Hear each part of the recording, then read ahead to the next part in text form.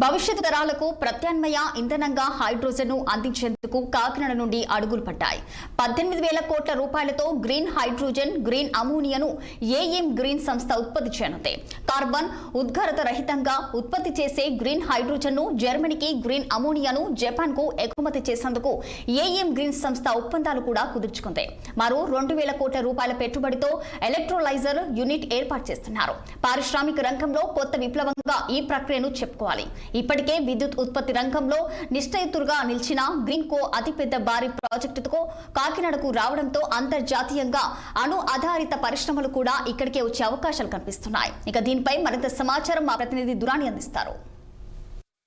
తయారీకి ప్రపంచం ఎన్నో ప్రయత్నాలు చేస్తుంది. ఇందులో భాగంగా హైడ్రోజన్ తయారీ కోసం ఎన్నో పరిశ్రమలు, సంస్థలు తమ వంతు ప్రయత్నాలు చేస్తున్నాయి. అయితే హైడ్రోజన్ తయారీలో కార్బన్ పదార్థాలు ఉంటే కనుక పేలుడు పదార్థంగా మారుతుంది. కాబట్టి కార్బన్ లేకుండా చేయడం అంటే గ్రీన్ హైడ్రోజన్ ఉత్పత్తికి మాత్రం ఎన్ని ప్రయత్నాలు జరుగుతున్నా సరే ఇంకా పూర్తిగా ఫలితాలు రాలేదు.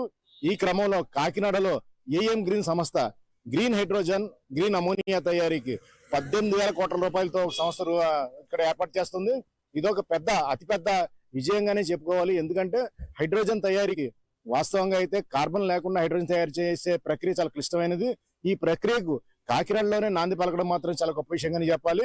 అయితే ఇక్కడ ఏఎం గ్రీన్ సంస్థ వాస్తవంగా చెప్పుకుంటే గ్రీన్కో అనే సంస్థ ముందుగా విద్యుత్ ఉత్పాదనలో అంటే సహజ వాయు ద్వారా కానీ సౌర విద్యుత్ ఇటువంటి రకరకాలుగా విద్యుత్ ఉత్పత్తి చేసే రంగంలో ఉంది. ఇప్పటికీ నిష్ణాతులుగా వాళ్ళు పేరు గడించారు. అయితే ఇక్కడ చూసుకుంటే కనుక వాళ్లే అంటే అందులో ఉన్న ఇద్దరు స్నేహితులు పార్ట్నర్లుగా మారి ఏఎం గ్రీన్ అనే సంస్థ స్థాపించారు. అంటే అనిల్ అండ్ మహేష్ వీళ్ళిద్దరు కలిసి స్థాపించిన ఏఎం గ్రీన్ సంస్థ green hydrogen and green ammonia ఉత్పత్తి చేస్తుంది. అలాగే ఇక్కడ చూసుకుంటే కనుక ఎనలైజర్ అనే ప్రక్రియ 2,000 కోట్ల రూపాయలతోటి ఎలక్ట్రోలైజర్ అనే సంస్థను కూడా స్థాపిస్తుంది. ఎలక్ట్రోలైజర్ అన్నది చాలా వినూత్న ప్రక్రియ, ప్రపంచంలోనే చాలా అతి తక్కువ పరిశ్రమల్లో ఉన్నది ఇది. ఎందుకంటే ఇక్కడ చూసుకుంటే కనుక నీళ్లలో నుంచి విద్యుత్ ద్వారా హైడ్రోజన్, ఆక్సిజన్ రెండింటిని విడగొట్టే ప్రక్రియని ఎలక్ట్రోలైజర్ చాలా చక్కగా చేస్తుంది. ఈ ప్రక్రియ చేయడం ద్వారా ప్రపంచంలో హైడ్రోజన్ ఇంధనంగా తయారీకి కావలసిన అన్ని ఏర్పాటు చేసినట్టు అవుతుంది. ఈ విషయాన్ని కనిపెట్టిన ఏఎం గ్రీన్ సంస్థ ముందడుగు వేసింది. ఈ వాస్తవంగా చూసుకుంటే ఎక్కడైనా సరే ఎగుమతులకు కానీ, పరిశ్రమ ఉత్పత్తికి కానీ, వ్యాపార రంగానికి అనువుగా ఉన్న చోటే పరిశ్రమలు ఏర్పడుతుంటాయి. అయితే ఉత్పత్తి ప్రారంభం కాకుండానే ఒప్పందం కుదుర్చుకోవడం అంటే విక్రయ ఒప్పందం కుదుర్చుకోవడం అనే ప్రక్రియ మాత్రం చాలా గొప్పగానే చెప్పాలి. ఇక్కడ ఏఎం గ్రీన్ సంస్థ చేసింది ఇదే.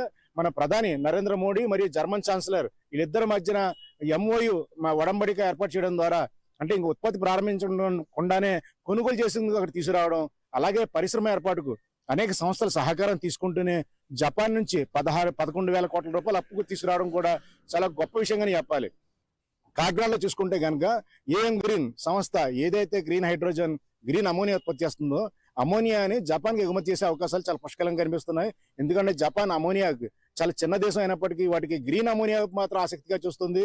ఎక్కడ చూసినా సరే ఎరువుల తయారీలో కార్బన్ పదార్థాలు ఉంటున్నాయి, అలాగే గాలిలో కార్బన్ ఉంటుంది, పర్యావరణం దెబ్బతింటుంది. కాబట్టి కార్బన్ రహితంగా ఎవరైనా తయారు చేస్తే కొనుగోలుకు అంతర్జాతీయంగా చాలా డిమాండ్ ఉండడంతో ఈ ఏఎం గ్రీన్ అనే సంస్థ మాత్రం చాలా చక్కగా green hydrogen and green ammonia ఉత్పత్తికి రంగం కాకినాడలో బిగించింది.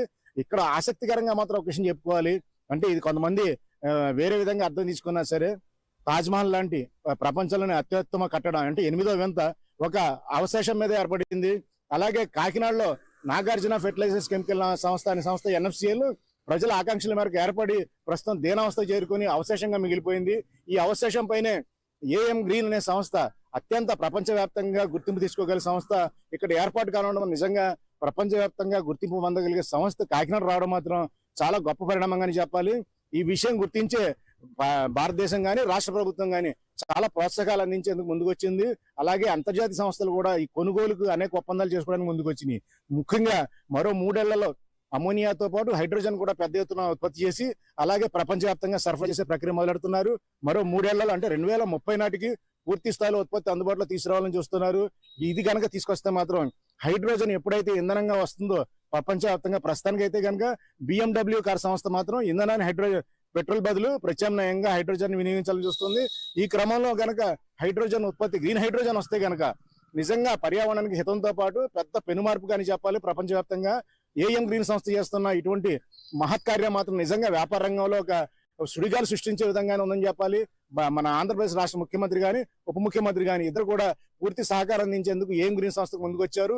ఈ విధంగా చూసుకుంటే ఏం గ్రీన్ సంస్థ సాధించే ప్రక్రియ మాత్రం నిజంగా అంటే ఉద్యోగాలు స్థానికులకు ఉద్యోగాలు కల్పించడం కానీ ఈ పోర్టు ద్వారా ఉత్పత్తులు ఎగుమతి చేయడంలో కూడా ఎంతమంది ఉన్నప్పటికీ ప్రస్తుతం అయితే కనుక ఏం గ్రీన్ సంస్థ తను రూపొందించిన ఏదైతే అంచనాలు ఉందో వాటి ప్రకారంగా ముందుకెళ్తే మాత్రం ప్రపంచం అంతా కాకినాడ వైపు చూసే అవకాశాలు మాత్రం మెండుగా ఉన్నాయని చెప్పుకోవాలి. విడిజల్ చిన్నితో నదీం ఖాన్ దురాని, కాకినాడ.